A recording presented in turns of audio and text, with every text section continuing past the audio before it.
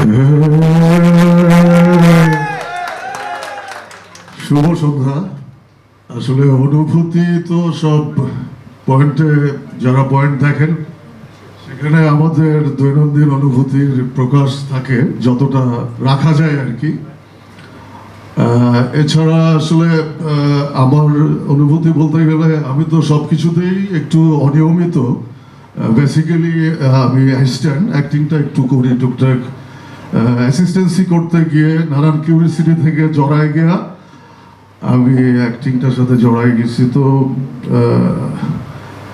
Bachelor পয়েন্টের প্রথম সিজনেই আমার আসলে পয়েন্টে ঢোকার একটা পরিস্থিতি তৈরি হয়েছিল।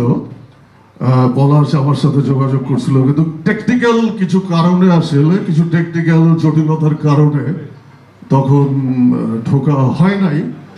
কিন্তু যেহেতু একবার প্রসেস হয়ে গেছে, আমি 2 নম্বর সিজন থেকে ব্যাচেলর পয়েন্টে আসি। তো সেকেন্ড সিজন থেকে ব্যাচেলর পয়েন্টে ঢোকার সময় থেকেই ব্যাচেলর পয়েন্ট আমার কাছে একটা উৎসবের মতো আমার।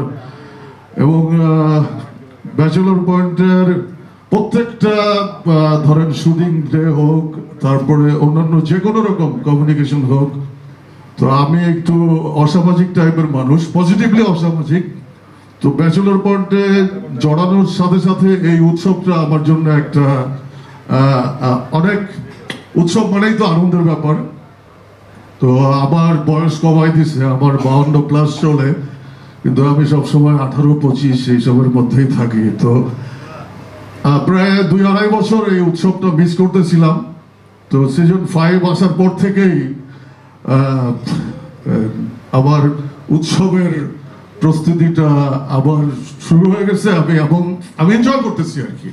আর আমি ওরকম ব্যস্ত অভিনেতাও না, কিন্তু ব্যস্ত হয়ে গেছিলাম সেটা ব্যাচেলর পয়েন্টের কারণেই।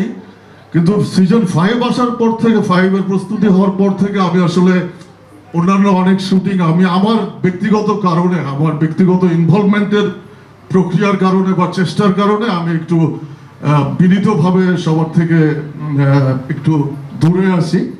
তো আমার উৎসব চালু আছে। তো আপনারা যারা এখানে আমাদের বন্ধু বান্ধব, জেনারেশন পরম্পরায় যারা সাংবাদিক ভাইয়েরা আছেন, বোনেরা আছেন, বা বোনেরা নাই দূরে আছেন, সো সবাইকে এখানে যারা আসছেন সবাইকে শুভেচ্ছা। এবং কি সামাজিকভাবে আমি আর কিছু বলতে পারছি না। আমি উৎসব উদযাপন করি, আপনারাও আমাদের উৎসবের শরীক। তো ধন্যবাদ সবাইকে।